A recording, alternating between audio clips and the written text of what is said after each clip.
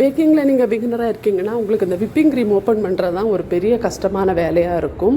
அதை எப்படி சுலபமாக ஓப்பன் பண்ணுறது அப்படின்னு தான் இந்த வீடியோவில் உங்களுக்கு நான் ஷேர் பண்ணுறேன்.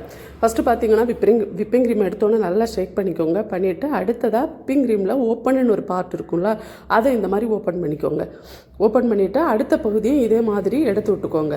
அவ்வளோதான். எடுத்து விட்டுட்டு இப்போ நடுவில் வந்து சின்னதாக ஒரு ஹோல் ஓப்பன் ஆகும். அதில் கை வச்சு நீங்கள் லைட்டாக இழுத்தீங்கனாலே சூப்பராக ஓப்பன் ஆகிடும். எந்த ஒரு தொந்தரவும் இல்லை, உங்களுக்கு ரொம்ப சுலபமாக ஓப்பன் பண்ணிக்கலாம். அவ்வளோதான். இப்போ இந்த விப்பிங் க்ரீமை உங்களுக்கு எந்த அளவுக்கு தேவையோ அந்த அளவுக்கு எடுத்துட்டு மிச்சம் இருக்க விப்பிங் க்ரீமையும் நீங்கள் அதே மாதிரி கையாலேயே டைட் பண்ணிவிட்டு நீங்கள் அப்படியே வந்து ஸ்டோர் பண்ணிக்கலாம். விப்பிங் க்ரீமை பொறுத்த வரைக்கும் 2 நாள் தான் நீங்கள் வெளியே, அதாவது ஃப்ரிட்ஜோட கீழ் பார்ட்டில் வைக்க முடியும். மற்றபடி இதை நீங்கள் ப்ரீசரில் ஸ்டோர் பண்ணால் மட்டும்தான் இது கெட்டு போகாமல் இருக்கும்.